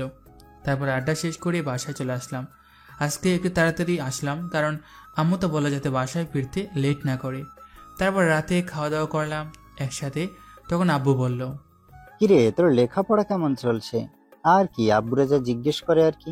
তারপরে নিজের বেডে এসে ঘুমিয়ে পড়লাম। তখন পাখির কিচিরমিচির শব্দ শুনে আমার ঘুম ভাঙলো। তখন ফোনটা হাতে নিয়ে দেখি 8টা বেজে গেছে। তাই তাড়াতাড়ি করে রেডি হয়ে কলেজের জন্য বেরিয়ে পড়লাম। কলেজে এসে সবাই একসাথে বসে আছি, যেখানে আমরা প্রতিদিন বসে থাকি। হঠাৎ পিছন থেকে কেউ একজন আমাকে ডাক দিল। তখন আমি পিছনে ফিরে তাকিয়ে দেখি শ্রাবণী দাঁড়িয়ে আছে। তাকে দেখে আমি একটু অবাক হলাম। শ্রাবণী আমাকে ডাকছে, যাকে কিনা 1000বার বললেও আমার সাথে কথা বলতে চায় না, আর সে আমাকে ডাকছে। তখন আমি একটু ভাব নিয়ে বললাম, কিছু বলবে নাকি শ্রাবণী? সৌরভ, তুমি একটু আমার সামনে সাইডে আসো তো, কিছু কথা আছে তোমার সাথে। আচ্ছা চলো। তখন আমি তার সাথে সাথে যেতে লাগলাম। সে আমাকে এক কোণে এসে দাঁড় করালো। তখন আমি বললাম, আমাকে এখানে নিয়ে আসলেন কেন? তখন শ্রাবণী আমাকে কিছু না বলে ঠাস ঠাস করে 2টা চড় মারে আর বলতে থাকে, এই তুই কি পেয়েছিস কি? হ্যাঁ, তুই নিলয়কে কেন মেরেছিস? হঠাৎ করে তার এমন ব্যবহার দেখে আমি চমকে গেলাম। আমি তো গালে হাত দিয়ে দাঁড়িয়ে আছি। কি হলো বলছিস না কেন? তাকে কেন মেরেছিস তুই? নিজেকে বাঁচানোর জন্য তাকে মারতে হয়েছে। তা না হলে আজ আমি এখানে দাঁড়িয়ে থাকতে পারতাম না। থাকতে হতো আমাকে কোনো এক হাসপাতালে। তোকে আমি মানা করেছি না আমার পিছে পিছে না ঘুরতে? তুই কেন বুঝিস না? আমি তোকে সহ্য করতে পারি না। তোকে দেখলে আমার মেজাজ খারাপ হয়ে যায়, তবুও তুই কেন আমার পেছন লেগে আছিস? এটা শুনে আমার মনটা খারাপ হয়ে গেল। কাকে এতদিন নিজের থেকেও বেশি ভালোবাসতাম, তাকে যে আমাকে দেখলে তার সহ্যই হয় না। হারিয়ে ভালোবাসা। তখন আমি বললাম, দেখো শ্রাবণী, আমি তোমাকে ভালোবেসেছি এবং বেঁচে যাব। হয়তো তোমার মনে আমার জন্য জায়গা করতে পারে নাই, তবে আমি কিন্তু সত্যি তোমাকে অনেক ভালোবাসি। তখন শ্রাবণী ঠাস করে আমার গালে মারে। তোকে বললাম না, তোর এই মুখ দিয়ে ভালোবাসার কথা বের করবি না। তোকে আমি নিতে পারি না, বিশ্বাস কর। তাই প্লিজ আমার আশেপাশে তুই কখনো আসবি না। এটা বলে সে হন হন করে চলে গেল, আর আমি বোকা হয়ে সেখানে দাঁড়িয়ে রইলাম। সেখানে আমার কি দোষ ছিল বলেন তো? তাকে না মারলে আজ নিজে হাসপাতালে থাকতে হতো। তবে সবচেয়ে বেশি কষ্ট লেগেছে এই জায়গায়, সে নাকি আমাকে সহ্য করতে পারে না, আর তাকে কিনা আমি ভালোবাসলাম। 2 চোখ দিয়ে পানি পড়তে লাগলো। জানি না কেন তখন আমি আর সেখানে দাঁড়িয়ে রইলাম না, হাঁটতে লাগলাম বাসায় যাওয়ার পথে। আজ শরীরটা যেন কেমন লাগছে, মনে হচ্ছে এখনই পড়ে যাব। এই পিচঢালা রাস্তায় কোনো রকমে হাঁটতে লাগলাম আর বাসায় পৌঁছালাম। তারপর কারোর সাথে কথা না বলে রুমে এসে শুয়ে পড়লাম আর শ্রাবণীর কথাগুলো ভাবতে লাগলাম। খুব কষ্ট হচ্ছে আজ শ্রাবণীর কথা ভেবে। এরকমভাবে সে আমাকে বলতে পারলো? মনের ভেতরে অজানা এক কষ্ট কাজ করতে লাগলো। আজ নিজেকে পৃথিবীর সবচেয়ে বড় অসহায় মানুষ লাগছে। বাসায় ভালো লাগছে না, এখন কি করব? তখন হঠাৎ মনে পড়লো একটা ব্রিজের কথা, যেখানে আমরা সবাই বসে অনেক সময় আড্ডা দিই। তখন গরমকাল, তাই বিকালে এখানে বসে থাকতে মোটামুটি ভালোই লাগে। তাই আমি রুম থেকে বের হলাম, আর আমার এক চাচা আর একজন আসলো, মাথাটাও ব্যথা করছে। মোট 3 জন মিলে ব্রিজের দিকে যাচ্ছি। এক সময় আমরা ব্রিজে পৌঁছে গেলাম সবাই। তারপর সেখানে বসে গল্প করতে লাগলাম। গল্প বলতে শ্রাবণীকে নিয়ে। ও বলে রাখা ভালো, আমার যে কাকা সে কিন্তু আমার সেম বয়সের, বলতে গেলে ফ্রেন্ডের মতো। মানে আমরা একে অপরের সাথে সব কিছু শেয়ার করি। তো তারা আমাকে বোঝাতে লাগলো যে তাকে যাতে ভুলে যায়, আমার লাইফে এর চেয়ে ভালো মেয়ে আসবে, হাবি যাবি আর কি। কিন্তু আমার মনে তো তখন শুধু শ্রাবণীর অপমানগুলো চোখে ভাসছে। আমার দোষটা কি? আমি তো ছেলেটাকে ইচ্ছে করে মারি নাই, সে নিজেই তো আমাকে মারতে চেয়েছিল। এসব ভাবছি আর রাস্তার দিকে খেয়াল করে দেখলাম বড় একটা ট্রাক আসছে আর আমরা রাস্তার পাশে। কিন্তু আমার জীবনে তখনই একটা ঘটনা ঘটে গেল। হারাতে হয়েছিল আমার একটা পা। অ্যাক্সিডেন্ট হয়েছিল আমার সেদিন। সৌরভের সাথে এই ঘটনা একদম বাস্তব। আপনারা হয়তো ভাবছেন আমার অ্যাক্সিডেন্টটা কিভাবে হয়েছিল, তাই না? আপনাদেরকে এখন সব বলবো। আমি শ্রাবণীর সেই অপমানের কথাগুলো ভাবতে ভাবতে কখন যে রাস্তায় এসে গেছি বলতে পারবো না। আর তখনই হয়ে যায় আমার সাথে সেই ঘটনাটা। 1 মিনিটে বদলে যায় আমার দুনিয়াটা। 6 চাকার একটা গাড়ি যায় আমার পায়ের উপর দিয়ে। তখন শুধু ভাগো বলে একটা চিৎকার দিয়েছিলাম। পায়ের দিকে তাকিয়ে দেখি ব্যাং ছেদার মতো ছেদে গেছে। গাড়ির তলে ব্যাং সাপ পড়লে যেমন অবস্থা হয়, ঠিক আমার পায়েরও সেরকম অবস্থা হয়ে গেছিল। পায়ের দিকে তাকিয়ে দেখি গল গল করে ঝর্ণার জলের মতো রক্ত পড়ছে, চামড়াগুলো ঝুলে গেছে, হাড় বেরিয়ে গেছে। মানে ওই দৃশ্যটা কোনো দুর্বল লোক দেখতে পারতো না, আমি নিশ্চিত। তোমরা ভাবছো সে কি অন্ধ নাকি চোখ থাকতো দেখতে পাচ্ছে না যে ট্রাক আসছে? হ্যাঁ ভাই, আমি দেখেছিলাম ট্রাক আসছে, ভালো ভর্তি ট্রাক, কালো ধোঁয়া বের করতে করতে আসছে। আমি ট্রাকের দিকে তাকিয়েও ছিলাম। তারপরেও ভাগ্যর চাকা আমার উপর দিয়ে গেল। যখন ট্রাকটা আমাকে ক্রস করে পার হবে তখন অনেক কালো ধোঁয়া বেরোচ্ছিল। আমি চোখে কিছু দেখতে পাচ্ছিলাম না, মাথাটা অন্যদিকে ঘুরিয়ে নিয়েছিলাম, খেয়াল ছিল না আমার প্রতি। 1 সেকেন্ডের মধ্যে সবকিছু শেষ হয়ে গেল। তখন লোকজন দৌড়ে আসলো, কিছু লোক ট্রাকটাকে থামানোর জন্য দৌড়ে গেল। আর এদিকে আমি চিৎকার করছি ব্যথায়। আমার পায়ে একটা গামছা বেজানো হলো। তারপর খুলে করে নিয়ে একটা দোকানের সামনে বসালো। কোনো গাড়ি নেই, তাড়াতাড়ি ডাক্তারের কাছে নেওয়া লাগবে। সন্ধ্যার সময় রাত হয়ে আসছে, গাড়ি পাচ্ছে না। একটা অটো জোগাড় করে আনলো অনেক কষ্টে। আসতে অটো মাগুরা 250 বেডের উদ্দেশ্যে যাচ্ছে। এদিকে অটো তেমন চার্জ নেই, অন্যদিকে পা থেকে গল গল করে রক্ত বেরোচ্ছে। গামছা পেঁচানোর তাও গল গল করে রক্ত বেরোচ্ছে। আর আমার মা শুধু কান্না করছে। আমাকে খবর দেওয়া হয়েছিল যেহেতু ব্রিজটা আমাদের বাসার পাশে, তাই আম্মু আসতে পেরেছিল। মায়ের কোলে আমার পাটা রয়েছে, তাকে দেখি রক্তে পুরো ভিজে গেছে মায়ের কোল। এভাবে আস্তে আস্তে অবশেষে মাগুরা 250 বেডে পৌঁছালাম। তারপর ডাক্তার আসলো, আমাকে দেখলো। দেখে ডাক্তার যা বললো পুরো মাথায় নষ্ট। ডাক্তার বলছে, আমাদের এখানে বড় ডাক্তার নেই, তাই আমরা রক্ত বন্ধ করতে পারছি না। রোগীকে এক্ষুনি ফরিদপুর নেওয়া লাগবে। তাই একটা অ্যাম্বুলেন্স করে তাড়াতাড়ি ফরিদপুরের উদ্দেশ্যে রওনা দিলাম। আর এদিকে ট্রাকওয়ালার সাথে কি করেছে সেটা আমি জানি না। তারপর কোনো মতে ফরিদপুরে আসলাম। অবশ্য ফরিদপুর হাসপাতালটার নাম মনে নেই, তাই বললাম না। হাসপাতালে নিয়ে আমাকে অপারেশন থিয়েটারে নেওয়া হলো। তারপর পায়ে কেটে গেলে যেসব মেডিসিন লাগায় সেই সব মেডিসিন লাগাচ্ছে। আর আমি ব্যথার কাতরাচ্ছি, পাগলের মতো চিৎকার করছি, সাপের মতো মুচড়াতে থাকলাম ব্যথায়। বাইরে আমার সাথে যারা ছিল তারাও অজোরে কান্না করছে। তারপর অপারেশন রুম থেকে বাইরে আনা হলো। আর ডাক্তার বললো তাড়াতাড়ি ঢাকায় নেওয়া লাগবে। তাই ওখান থেকে রিলিজ করে ঢাকা মেডিকেল হাসপাতালের উদ্দেশ্যে রওনা দিলাম। যেতে যেতে পথে আবার অ্যাম্বুলেন্সের তেল ফুরিয়ে গেল, সে আরেক জ্বালা। তাড়াতাড়ি অন্য একটা গাড়ি নিয়ে তেল আনা হলো, তাও গাড়ি পাওয়া যাচ্ছিল না। রাত 10টা বাজে, ফাঁকা রাস্তা। যাই হোক, আস্তে আস্তে ঢাকা মেডিকেল কলেজ হাসপাতালে গিয়ে পৌঁছালাম। ডাক্তার আমাকে অপারেশন রুমের বাইরে রেখেছে, আর আমি শুয়ে আছি, শুধু এদিক ওদিক তাকাচ্ছে। সুন্দর সুন্দর নার্স, তাদেরকে দেখছি, তারাও আমার দিকে তাকিয়ে আছে। যাই হোক, অবশেষে ডাক্তার বলল এখানে হবে না। তাই ট্রান্সফার করে ঢাকা পঙ্গু হাসপাতাল বাড়িয়ে দিল। সেখানে গিয়ে আরেক ঝামেলা। ডাক্তার বলছে পা কেটে ফেলতে হবে। তা শুনে আমার মাথায় বাস পড়ার মতো অবস্থা। আর বাবা তো রেগে আগুন। তাই পঙ্গু হাসপাতাল থেকে তাড়াতাড়ি রিলিজ নিয়ে একটা ক্লিনিকে নিয়ে আসলো। নামটা হলো ঢাকা হেলথ কেয়ার হসপিটাল, মুক্তিযোদ্ধা টাওয়ার। সেখানে আমাকে অপারেশন করা হলো। উপরওয়ালার দোয়ায় পাটা বেঁচে গেল। ক্লিনিকে 2 মাস ভর্তি ছিলাম। এই 2 মাসে বুঝে গেছিলাম অবহেলা কাকে বলে। আচ্ছা, এখন আপনাদের কলেজের কথা একটু বলি। সাগর, রনি, সজল সবাই আমাকে দেখতে আসছিল হাসপাতালে। তখন আমি তাদের বলেছিলাম যে কলেজের কাউকে যাতে আমার অ্যাক্সিডেন্টের কথা না বলে, এবং তারা সেটাই করেছে। আমার কথা কাউকে বলে নাই। আর এদিকে প্রথম 4-5 দিন কলেজে যাই নাই। দেখে শ্রাবণী ভাবতে লাগে, কি হয়েছে সৌরভ? ছেলেটা কলেজে আসে না কেন? যে সেই দিন ওর সাথে এমন খারাপ ব্যবহার করেছি তাই হয়তো কলেজে আসে না। ওর সাথে দেখা হলে ক্ষমা চেয়ে নেব। ক্লাস শেষ হওয়ার পর সাগর, সজল, রনি তারা ক্যান্টিনের দিকে যাচ্ছে। তখন শ্রাবণী তাদের ডাক দিল। তখন সাগর বলল, কিছু বলবে শ্রাবণী? আসলে একটা জিনিস জানার ছিল তোমাদের থেকে। তোমাদের ফ্রেন্ড সৌরভ, সে কোথায়? কিছুদিন ধরে কলেজে আসছে না কেন? শ্রাবণী, আমরাও সেটা জানি না কেন সে কলেজে আসছে না, তবে জানলে তোমাকে জানাবো না। কিন্তু তাকে কেন খুঁজতেছ? কোনো দরকার নাকি? না, তবে অনেক দিন হলো দেখছি না, তাই বললাম। তখন শ্রাবণী চলে যায় আর সাগরও ক্যান্টিনে চলে যায়। কলেজ ছুটি হলে শ্রাবণী নিলয়ের সাথে ঘুরতে যায়। তখন নিলয় তাকে বলে, বেবি তোমার কাছে একটা জিনিস চাইবো, দেবে? বেবি, তোমার কি চাই সেটা বলো। থাক, এখন বলবো না, রাতে ফোনে তোমাকে বলবো। তখন তারা ঘোরাঘুরি করে যার যার বাসায় চলে যায়। আর রাতে শ্রাবণী ভাবতে থাকে, নিলয় কি এমন চাইতে পারে? আর তখন নিলয়ের কল আসে। তখন শ্রাবণী বলে, বেবি, তুমি না আমার কাছে কি চাইবে বলেছিলে? বেবি, তুমি আমাকে ভালোবাসো না? কেন, তোমার কি মনে হয়? তাহলে চলো না একদিন রুম ডেট করি। নিলয়, তুমি এসব কি বলো? এসব করা ঠিক হবে না। তুমি আমাকে বিশ্বাস করো না, আমি তো তোমাকে বিয়ে করব। চলোই না, একদিন খুব মজা হবে। আর তুমি কি চাও যে আমি অন্য মেয়েদের কাছে যাই? তখন এসব বলে শ্রাবণীকে রাজি করে ফেলে রুম ডেটের জন্য। তখন শ্রাবণী বলে, নিলয়, তবে সেটা কয়েকদিন পর করব, কারণ আমার এখন একটু সমস্যা চলছে। তখন নিলয় বুঝতে পারে কি সমস্যা। শ্রাবণীর তখন নিলয় বলে, আচ্ছা ঠিক আছে বেবি, কিছুদিন পর করব। এভাবে তাদের ভালোবাসা চলতে থাকে আর শ্রাবণীর জন্য আমার ভালোবাসা আস্তে আস্তে হারিয়ে যেতে থাকে। প্রথমে হাসপাতালে খুব মনে পড়তো তার কথা, খুব ইচ্ছে করতো তার মায়াবী মুখটা দেখতে, কিন্তু দেখতে পারতাম না। এরপর থেকে আস্তে আস্তে ভুলে যেতে লাগলাম তাকে। হারিয়ে গেল আমার ডিকশনারি থেকে শ্রাবণী নামের কোনো মেয়ের নাম। এভাবে চলতে থাকে আমার দিন।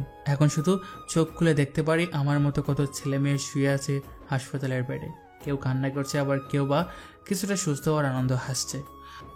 আমার শুধু একটা চিন্তা থাকে, কবে এখান থেকে মুক্তি পাবো। রাতে শোবার আগে মনে মনে ভাবি, যদি সকাল হলে আমাকে বলতো তোমাকে হাসপাতাল থেকে রিলিজ দেওয়া হয়েছে, তাহলে হয়তো আমার থেকে বেশি খুশি কেউ হতো না। কিন্তু না, সকাল হলে রিলিজ তো দূরের কথা, তবে সবচেয়ে কষ্ট হচ্ছে ঘুম। হাসপাতালে ঘুমানো যায় না রাতে। যখনই চোখ লাগে তখনই শোনা যায় কেউ মারা গেছে, তার পরিবারের আর্তনাদের শব্দ, আবার কেউ ব্যথায় চিৎকার করছে। তখন আর ঘুমানো যায় বলেন? লেখক নিজেও 7 দিন হাসপাতালে থেকেছে, তাই সেটা সে জানে। এভাবে চলছিল আমার দিনগুলো। আর অন্যদিকে শ্রাবণী আর নিলয়ের রিলেশনশিপে এগিয়ে চলছে। তার রুম রেটের তারিখও ফিক্সড করেছে। এখন নিলয় আর শ্রাবণীর ভালোবাসার কোনো কমতি নেই। নিলয় তো খুব কেয়ার করে শ্রাবণী, আর বিয়েরও কথা বলে যে একটা চাকরি পেলেই সে শ্রাবণীকে তার বউ করে নেবে। আর শ্রাবণীও তো অনেক ভালোবাসে নিলয়কে, তার জন্য সে রুম ডেট কেন সব কিছু করতে পারে। আজ শ্রাবণী সন্ধ্যায় একটু বাইরে বের হলো কিছু কেনাকাটা করার জন্য। রাস্তা দিয়ে হেঁটে যাচ্ছে শ্রাবণী, তখন তার চোখ গেল এক জোড়া কাপড়ের দিকে, যারা একে অপরের হাত ধরে রাস্তা দিয়ে হাঁটছে। তবে সেটা শ্রাবণী পেছন দিক থেকে দেখছে। তখন শ্রাবণী ভাবলো, আমিও নিলয়কে কল দিই, আমরাও তাদের মতো রাস্তায় হেঁটে বের হবো। তখন নিলয় কল রিসিভ করে আর বলে, কি হয়েছে বেবি? একটু আগে না কথা বললাম? বেবি আসো না, দুজনে রাস্তায় একে অপরের হাত ধরে হাঁটি। কিন্তু বেবি আমি তো এখন একটা কাজে আসছি, অন্যদিন হাঁটবো, প্লিজ মন খারাপ করো না। তখন শ্রাবণী মন খারাপ করে ফোনটা কেটে দেয় আর সেই কাপলদের দিকে তাকিয়ে থাকে। হঠাৎ সে একটা জিনিস লক্ষ্য করছে, সেটা হচ্ছে ছেলেটার প্যান্টটা কেমন চেনা চেনা লাগছে। এরকম একটা প্যান্ট তো শ্রাবণী নিলয়কে গিফট করেছে। তখন সে ভালো করে ছেলেটার দিকে খেয়াল করে, কেমন যেন চেনা চেনা লাগছে ছেলেটাকে। তাই সেটা দেখার জন্য শ্রাবণী একটা রিক্সায় উঠলো আর পেছনের জাপটা লাগিয়ে দিল। তারপর রিক্সা চলতে লাগলো তার আপন গতিতে। তারপর ওই কাপলদের সামনে রিক্সা চলে আসলো। যখন ছেলেটাকে রিক্সা ক্রস করলো আর শ্রাবণী যেটা দেখতে পেল, সেটা দেখে তো তার মাথায় বাজ পড়ার মতো অবস্থা। কি দেখছে সে? এটা নিলয় একটা মেয়ের সাথে মাঝ রাস্তায় মেয়েটার হাত ধরে হাঁটতেছে, আর তাকে কল দেওয়ার পর সে বলল সে নাকি বাসায় কোনো এক কাজ করতেছে। নিলয় আমার সাথে এমনটা করতে পারলো, যেখানে আমি তাকে পাগলের মতো ভালোবাসতাম, আর সে আমাকে ঠকিয়ে দিল। আর মেয়েটাকেও তো কেমন ছিঁড়া ছিঁড়া লাগছে। মেয়েটা পাশের কলেজে পড়ে, আমার সিনিয়র মেয়েটা। এখন কি তাদের আটকাবো? তখন মনে মনে ভাবলো, না, এখন কিছু বলবো না, আগে মেয়েটার সাথে কথা বলে দেখি তারপর। আর এখন কিছু বলতে গেলে মেয়েটা হয়তো পাবলিক প্লেসে অপমান করতে পারে, তাই এখন কিছু না বলে রিক্সা নিয়ে বাসে চলে যায়। আজ শ্রাবণী যেটা দেখছে তাতে তার মাথা ঘুরছে। তখন সে আবার নিলয়কে কল দিল। তখন নিলয় ফোন রিসিভ করে একটু রাগী গলায় বলতে লাগলো, কি সমস্যা? হ্যাঁ, আমি বলছি না আমি বাড়িতে কাজ করতেছি, তাহলে বারবার কল কেন দিচ্ছ? তুমি জানো না, তোমার সাথে কথা না বললে আমার ভালো লাগে না। আচ্ছা আমি পরে কল দেবনি, এখন কাজ করতেছি। এটা বলে নিলয় কল কেটে দিল। তখন শ্রাবণী মনে মনে ভাবতে থাকে, আচ্ছা তাহলে কি আমি তখন ভুলতে গেছিলাম? কিন্তু না, সেটা তো নিলয় ছিল। এসব ভাবতে ভাবতে সে রাতে না খেয়ে ঘুমিয়ে পড়ল আর সকালে রেডি হয়ে কলেজের উদ্দেশ্যে বের হলো। কলেজে বলতে ওই মেয়েটার সাথে তার কথা বলতে হবে, তাই সে কলেজের গেটের সামনে দাঁড়িয়ে আছে। একটু পর সেই মেয়েটা একটা রিক্সা করে গেটের সামনে নামলো।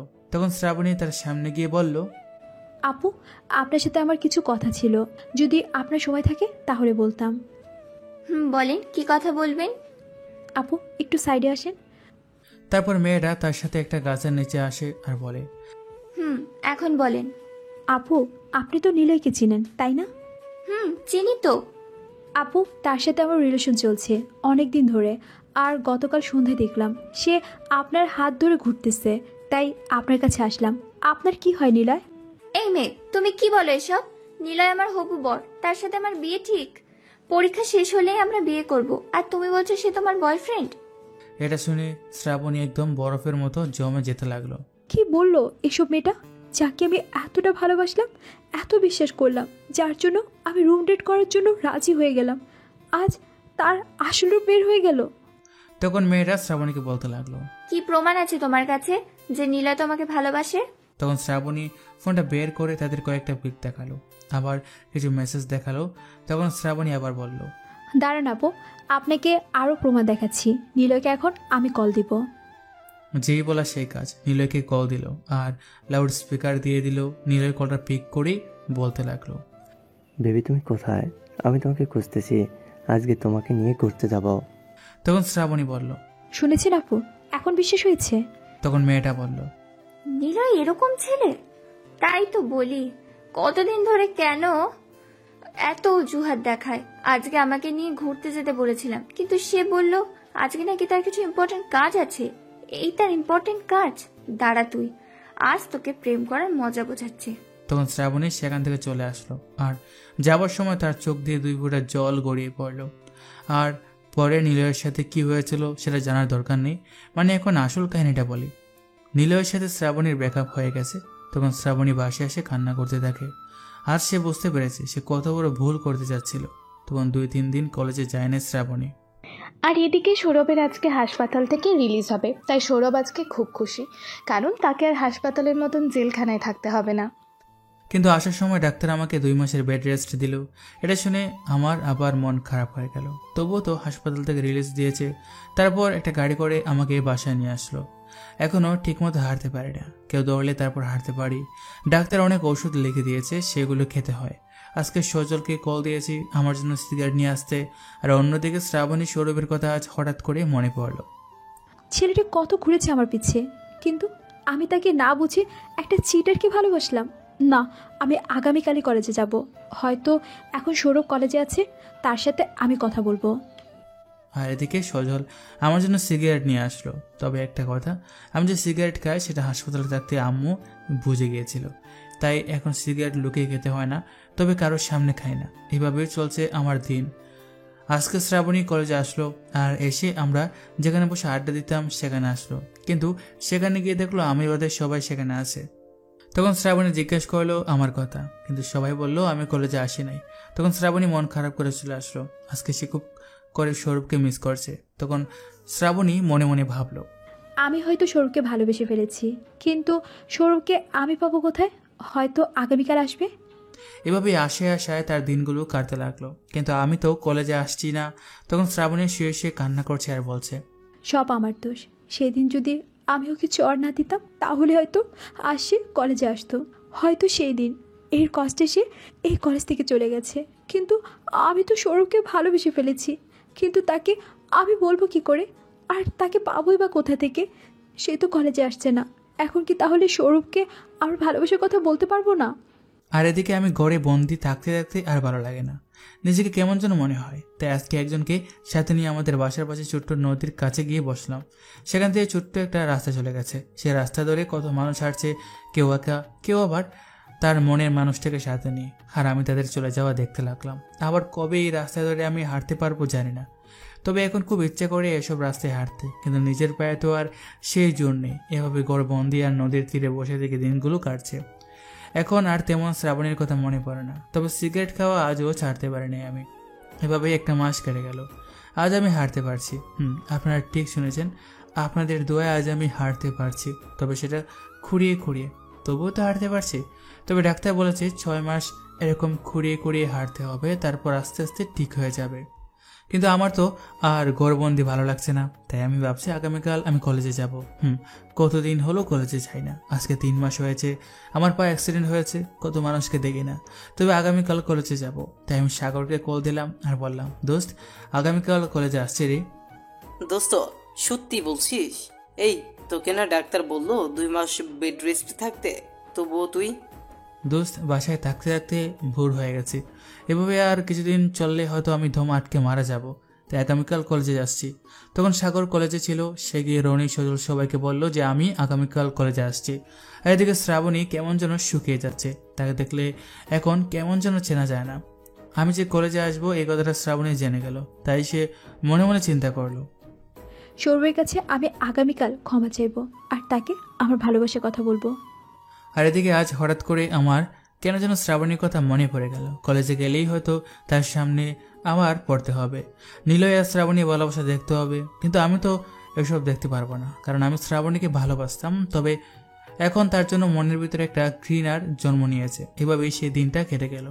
রাতে আম্মুকে বললাম যে আমি আগামীকাল থেকে কলেজে যাব, কিন্তু তিনি প্রথমে রাজি হলেন না। তখন আমি বললাম, দেখো আম্মু, বাসায় এভাবে বসে থাকতে ভালো লাগে না, একটু হাঁটাহাঁটি করলে পা ঠিক হয়ে যাবে তাড়াতাড়ি। তখন আম্মু রাজি হয়ে গেল। তখন আমি খাবার খেয়ে মেডিসিনগুলো খেলাম, তারপর রুমে এসে ফোনে গান ছেড়ে শুয়ে পড়লাম। এরপর কখন যে ঘুমিয়ে গেছি জানি না।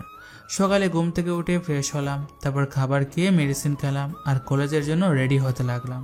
রেডি হয়ে একটা রিক্সা নিয়ে কলেজের গেটের সামনে আসলাম। আজ খুব ভালো লাগছে। এতদিন কেমন বদলে গেল এলাকাটা, মনে হচ্ছে 5 বছর পর আসলাম আমি এই এলাকায়। কলেজের গেটের সামনে দাঁড়ালাম। কত ছাত্রছাত্রী ভেতরে কেউ বসে বসে বন্ধুদের সাথে আড্ডা দিচ্ছে, আবার কেউ কেউ বা নিজের মনের মানুষের সাথে বসে তাদের কথা বলছে। আজ নিজেকে এই কলেজে নতুন নতুন লাগছে। তারপর আস্তে আস্তে ভেতরে ঢুকলাম আর সোজা প্রিন্সিপাল স্যারের রুমে গেলাম। স্যার আমার ব্যাপারে সব কিছু জানে, তাই স্যারের রুমে গেলাম, অনুমতি নিয়ে ভিতরে গেলাম। প্রথমে স্যার আমাকে চিনতে পারে নাই, পরে সব কিছু খুলে বললাম। তখন স্যার বলল, ও হ্যাঁ সৌরভ, তোমার কথা আমি শুনেছি। তা তোমার পায়ের অবস্থা কেমন? স্যার এখন মোটামুটি ভালো। তারপর স্যারের সাথে আরও কিছু কথা বললাম, তারপর বাহির হলাম ক্লাসরুম যাওয়ার জন্য। আর এদিকে আজ শ্রাবণী খুব সুন্দর করে সেরেছে, কলেজে আসছে শুধু সৌরভের জন্য। আজ শ্রাবণী সৌরভকে তার ভালোবাসার কথা বলবে, তাই সে রেডি হয়ে কলেজে আসলো। গেট দিয়ে ঢুকে সোজা ক্লাসরুমে গেল। আর এদিকে আমি, সাগর, সজল তাদের সাথে বসে আমাদের আড্ডাখানে আড্ডা দিচ্ছি আর জিজ্ঞেস করছে এতদিন কলেজে কেন আসে নাই। আর তখন সাগর বলে, আরে তোরা জানিস না, সৌরভ বিয়ে করেছে, তাই এতদিন বাসা থেকে বের হয় নাই। শ্রাবণী ক্লাসে এসে আমাকে সাগরকে খুঁজে না পেয়ে সে সোজা চলে আসলো আমরা যেখানে আড্ডা দেই সেখানে, কারণ সে জানে আমরা কোথায় থাকি। আমরা সবাই মজা করছিলাম, হঠাৎ কারো ডাক শুনে পেছনে করলাম আর যাকে দেখতে পেলাম তাকে দেখে তো আমি অবাক। শ্রাবণী এখানে, তাও আবার আমাকে ডাকছে, ব্যাপার কি? তখন শ্রাবণী আমার কাছে আসলো আর বলল, কেমন আছে সৌরভ? জি আমি ভালো আছি। তার দিকে একবার চেয়ে আমি চোখ সরিয়ে নিলাম। তখন শ্রাবণী বলল, একটু সাইডে আসো তো সৌরভ, তোমার সাথে কিছু কথা আছে। না, এখানে বলেন, আমার সমস্যা আছে। আসো প্লিজ, কিছু দরকারি কথা আছে। তখন আমি সাগরকে বললাম, আমাকে টান দিয়ে উঠিয়ে দে, কারণ আমি মাটিতে বসেছিলাম আর মাটিতে বসলে উঠতে গেলে কষ্ট হয়। তখন সাগর আমাকে টান দিয়ে উঠালো। এটা থেকে শ্রাবণী একটু অবাক হলো। তখন আমি খুঁড়িয়ে খুঁড়িয়ে হাঁটতে হাঁটতে লাগলাম তার সাথে। তখন শ্রাবণী জিজ্ঞেস করলো, তোমার পায়ে কি হয়েছে? আর এতদিন কলেজে আসোনি কেন? একটু সমস্যা ছিলাম, তাই আসে নাই। কিন্তু তুমি এভাবে হাঁটো কেন? আমি বলছি সৌরভ কেন এরকম করে হাঁটে? তোমার সেই দিনটার কথা মনে আছে, যেদিন তুমি সৌরভকে অপমান করেছিলে, সাথে থাপ্পড়ও মেরেছিলে? সেই দিন বিকেলে তার সাথে ঘটে যায় এক নির্মম ঘটনা, যেটা বদলে দেয় তার পুরো জীবন। সেদিন তোমার কাছ থেকে অপমানিত হয়ে সেই কষ্ট ভোলার জন্য সে ব্রিজে গিয়েছিল। তারপর সেখানেও গিয়ে তোমার কথা সে ভাবতে থাকে, আর ভাগ্যের পরিহাসে একটা ট্রাক তার এই পায়ের ওপর দিয়ে যায়। তখন তার অবস্থা কেমন হয়েছিল জানো? আর তারই বা অবস্থা কেমন হয়েছিল? তারপর তাকে সব বলে সাগর। তখন আমি তার দিকে তাকিয়ে দেখি তার চোখে দিয়ে জল গড়িয়ে পড়ছে আর নিচের দিকে তাকিয়ে আছে। তখন শ্রাবণী কাঁদো কাঁদো গলায় বলল, তাহলে এতদিন আমাকে এই কথাগুলো বলনি কেন? নিষেধ করেছিলাম বলতে, কারণ আমি চাই না আমার কারণে কারো সুন্দর মুহূর্তগুলো নষ্ট হয়ে যাক, তাই নিষেধ করেছিলাম। জানি না সৌরভ, তুমি আমাকে কখনো ক্ষমা করবে কি না। আমার কারণে আজ তোমার এই অবস্থা। প্লিজ আমাকে মাফ করে দাও। মা, আরে আপনাকে মাফ করবো কিসের জন্য? আপনি তো ভুল কিছু করেন নাই, আর দোষটা আপনার না। আপনি তো বলেছিলেন আপনি আমাকে ভালোবাসেন না, আমার সেটা বোঝা উচিত ছিল। কিন্তু আমি কি করেছি? আমি আপনাকে বিরক্ত করেছি, আর এটা আমার ভাগ্য ছিল, তাই হয়েছে। আপনি আমাকে এখানে কেন ডেকেছেন সেটা বলেন। সেই দিন আমি তোমার ভালোবাসা বুঝি নাই, কিন্তু বিশ্বাস করো, তুমি যখন থেকে কলেজে আসা বন্ধ করে দিয়েছো, তোমাকে দেখতে না পেয়ে কি যেন একটা মিস করেছিলাম। কত খুঁজেছি নিজেও জানি না। তোমার বন্ধুদের কাছে থেকে তোমার জানার চেষ্টা করেছি তোমার কথা, কিন্তু কেউ কিচ্ছু বলতে পারেনি। আস্তে আস্তে বুঝে গেছি তুমি আমার জীবনে কতটা জুড়েছিলে। আমি তোমাকে ভালোবেসে ফেলেছি সৌরভ। প্লিজ আমাকে তোমার বুকে একটু ঠাঁই দাও। কথা দিচ্ছি কখনো কষ্ট পেতে দিব না তোমাকে। ভালোবাসা নীলু কি ছেড়ে চলে গেছে? তাই হয়তো আমার কাছে আসছেন, তাই না? তবে ভালো থাকবেন। আমি এমনিতেই ভালো আছি, তাই প্লিজ আমাকে আমার মতো থাকতে দেন। এটা বলে আমি সেখান থেকে চলে আসলাম। আর শ্রাবণী পেছনে কি করছে সেটা আর ঘুরে দেখে নাই। আমি একটু বলি, শ্রাবণী কি করছে? এখন সে সেখানে বসে কান্না করতে থাকে। আমার এই অবস্থার জন্য নিজেকে দায়ী করছে সে। তখন পিছন থেকে আমাকে ডাকতে থাকে আর বলে, প্লিজ সৌরভ, আমাকে মাফ করে দাও। কিন্তু আমি না শোনার বান করে চলে আসলাম। এরপর আমি ক্লাসে চলে আসলাম আর ক্লাস করতে লাগলাম। আমি একটা জিনিস লক্ষ্য করলাম, শ্রাবণী এখনো ক্লাসে আসে নাই, হয়তো নিলয়ের সাথে ঘুরতে গেছে। একটা কথা তখনও সৌরভ জানে না যে নিলয়ের সাথে যে শ্রাবণীর ব্রেকআপ হয়েছে ওই সময় এমনিতেই বলেছে। আর এদিকে শ্রাবণী কান্না করতে করতে মাথা ব্যথা করেছে, তাই সে একটা রিক্সা নিয়ে বাসায় চলে যায়। যাওয়ার সময় তখন তাকে শুধু ভাবাতে থাকে সেই দিনটার কথা, যেদিন সৌরভ তাকে অনুরোধ করেছিল কিন্তু তাকে সে অপমান করেছিল এবং চড় মারে। কিন্তু তাকে কেন সেই দিনটার কথা ভাবাচ্ছে? এভাবে সে বাসায় পৌঁছে যায় আর আমিও ক্লাস শেষ করে বাসায় চলে আসলাম আর ভাবতে লাগলাম শ্রাবণীর কথাগুলো আর মনে মনে হাসতে লাগলাম। যখন আমি তাকে চাইতাম তখন সে আমাকে দুই চোখে দেখতে পারতো না, আর আজ আমি তাকে চাই না, ভুলে যেতে চাই আমার সেই অতীতগুলো, কিন্তু আজই সে আমাকে তার ভালোবাসার কথা বলতে আসছে। না, আমি তাকে ভালোবাসতে পারবো না, তাকে ভুলে যাব। ভুলে যাব। তারপর আমি ফ্রেশ হয়ে খাবার খেলাম আর ট্যাবলেটগুলো খেলাম। এভাবেই সেই দিনটা কেটে গেল। আর শ্রাবণী বাসায় কী করছে সেটা না হয় নাই বললাম, কারণ সেটা আপনারা বুঝতেই পারছেন। পছন্দের মানুষকে তার ভালোবাসার কথা বলার পর যখন তাকে ফিরিয়ে দেই তখন মানুষ কী করে। এভাবেই সেই দিনটা কেটে গেল। পরদিন আবার কলেজে গেলাম, কিন্তু আজ শ্রাবণীকে দেখলাম না, হয়তো আসে নাই, নয়তো নিলয়ের সাথে আছে, তাতে আমার কি। এভাবে সেই দিনও কেটে গেল। পরদিন শ্রাবণী কলেজে আসলো আর আমাদের আড্ডায় এসে বসলো আর আমাকে বলল, সৌরভ কেমন আছো? জি আমি ভালো আছি। তোমার পা কি ভালো হয়েছে? জি মোটামুটি।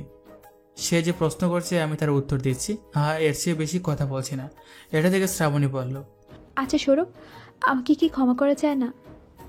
আপনি তো কোনো ভুল করেন নাই আর অপরাধও করেন নাই, তাহলে কিসের ক্ষমা করব? প্রতিশোধ নিচ্ছ তাই না? আরে কিসের প্রতিশোধ নিচ্ছি? তখন আমি সজলকে বললাম, ভাই তুই কি একটু বোঝা। থাক, আমি বুঝতে পেরেছি। তবে শেষে একটা রিকোয়েস্ট করব, অতীতগুলো ভুলে কি আমাকে তোমার আপন করা যায় না? না, করা যায় না, কারণ কারোর জন্য ভালোবাসা মন থেকে আসে আর সেটা হারিয়ে গেলে আর তাকে ভালোবাসা যায় না। তখন শুধু ঝগড়া থাকে সম্পর্কে আর আমার লাইফটা এলোমেলো। আমি চাই না আপনি আমার জীবনে আসেন, আমি এভাবেই ভালো আছি। এটা বলে আমি আর সেখানে বসে নাই, চলে আসলাম ক্লাসরুমে। আমার পিছিয়ে পিছিয়ে তারাও ক্লাসরুমে আসলো। এভাবেই চলতে লাগলো দিনগুলো। কলেজে যাচ্ছি, আসছি, এখন পা মোটামুটি ভালো হয়ে গেছে, মানে খুঁড়িয়ে আর হারতে হয় না, একটা স্বাভাবিক মানুষের মতো করে হারতে পারি। তবে এখন মাঝে মাঝে শ্রাবণী আমাকে আর তারা ভালোবাসার কথা বলতে আসে, বাট আমি পাত্তা দিই না। তবে এখন খুব একটা আসে না, হয়তো নতুন কাউকে পেয়েছে, তাতে আমার কি। আমি এভাবেই ভালো আছি আর এভাবেই থাকতে চাই। এর ভিতরে আরো একটা মাস চলে যায়। আজ কলেজ থেকে আসার পর আম্মু বলল, এই তোর মামাতো বোনের যে বিয়ে সেখানে যেতে হবে, তোকে যে 2 দিন আগে যেতে বলেছিল সেটা মনে আছে? আমার মনে আছে, বাট বিয়ের ডেটটা মনে ছিল না। তাহলে আগামীকাল সকালে রেডি হয়ে চলে যাস। তারপর আমি আবার আমার রুমে চলে আসলাম আর ভাবতে লাগলাম, অনেকদিন পর অনেক মানুষের সাথে হয়তো একটু আনন্দ করতে পারবো। এসব ভাবতে ভাবতে কখন যে ঘুমিয়ে গেছি জানি না। সকালে ঘুম থেকে উঠে রেডি হতে লাগলাম। 2 দিন থাকতে হবে সেখানে, তাই কিছু কাপড় নিলাম যাতে সেখানে কোনো সমস্যা না হয়। ফ্যামিলির সবাই বিয়ের দিন যাবে, আমাকে আগে যেতে বলেছে, তাই রেডি হয়ে বেরিয়ে পড়লাম। বাসে করে মামার বাসার উদ্দেশ্যে রওনা দিলাম। একটু পর সেখানে পৌঁছে গেলাম। মোটামুটি বাসা সাজানোর কাজ প্রায় শেষের দিকে। ওখানে গিয়ে সোজা মামার রুমে গেলাম। তখন মামা আমাকে বলল, কি রে সৌরভ, তোর এখন আসার কথা ছিল? আমি তোকে বলেছিলাম বিয়ের 1 সপ্তাহ আগে আসতে, আর তুই এখন আসলি? মামা আমার মনে ছিল না বিয়ের কথা। আম্মু গতকাল বললো তখন মনে হয়েছে। তখন আরো কিছু কথা বললাম, তখন মামা বলল, আচ্ছা ফ্রেশ হয়ে আয়, খাবার খাবো। তখন ফ্রেশ হতে গেলাম আর তখন মামির সাথে দেখা। তখন মামি যা বলল, আচ্ছা সৌরভ, তোমাকে আমি কবে আসতে বলেছি সেটা খেয়াল আছে? তুমি জানো তোমার কোনো ভাই নেই, তোমার মামা একা মানুষ, সে কিভাবে এত কিছু সামলাবে? মামি সত্যি বলতে আমার মনে ছিল না বিয়ের কথা, আর আজকেও আসা হতো না যদি আম্মু মনে করিয়ে না দিত। আচ্ছা বুঝতে পারছি, তবে এখন কিন্তু তোমার মামাকে একটু হেল্প করতে হবে। বুঝতেই তো পারছো, বিয়ে বাড়ি বলে কথা। এখন যাও ফ্রেশ হয়ে আসো, আমি খাবার রেডি করছি। তখন আমি চলে আসলাম ফ্রেশ হতে। কতদিন পর মামার বাসায় আসলাম। মামা কত করে বলে, কিন্তু আমার ভালো লাগে না। তখন ফ্রেশ হয়ে খাবার খেলাম আর মামা আর আমি কিছু কেনাকাটা করার জন্য বেরিয়ে পড়লাম। আগামীকাল বিয়ে, তাই এখন একটু কাজ বেশি। কেনাকাটা শেষ করে আবার মামার বাসায় আসলাম। ও হ্যাঁ, আজ তো হলুদ দেবে। একটু আগে লিমা আপু ডাক দিল, মানে যার আজকে বিয়ে, আমার মামাতো বোনের।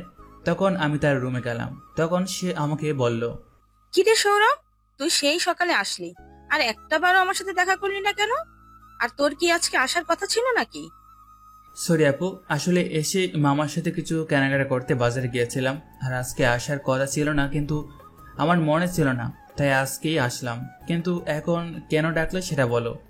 তোর মনে আছে তুই বলতি আমার বিয়ের সময় নাকি তুই নাচবি, তাই আজকে কিন্তু তোকে নাচতে হবে। তখন মুখটা কালো করে আমার পায়ের দিকে তাকালাম।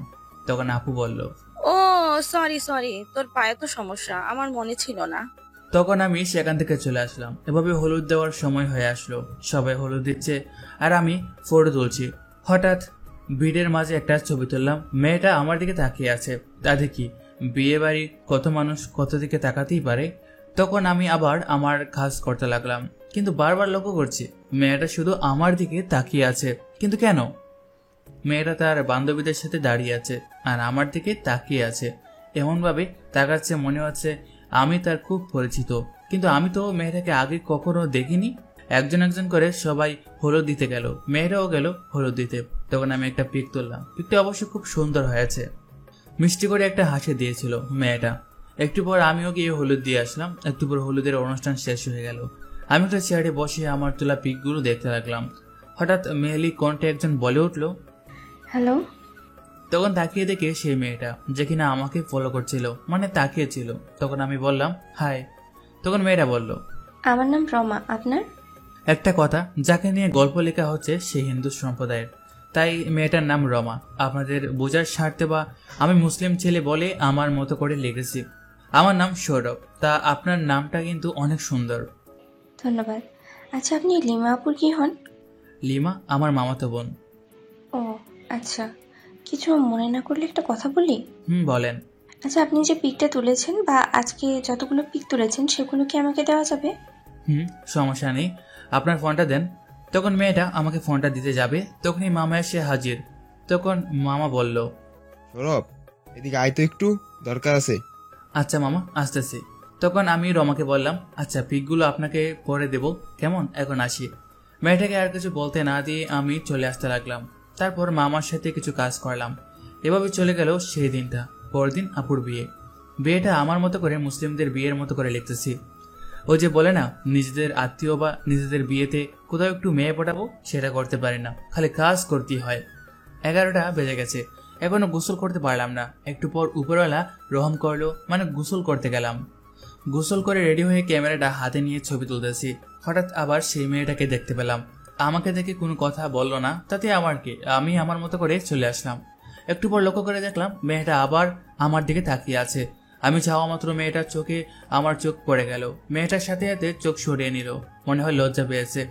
তখন আমি আমার মতো করে পিক তুলতে লাগলাম। তখন সেই মেয়েগুলো এসে বলতে লাগলো, হাই সৌরভ, আমাদের একটা উপকার করতে পারবে?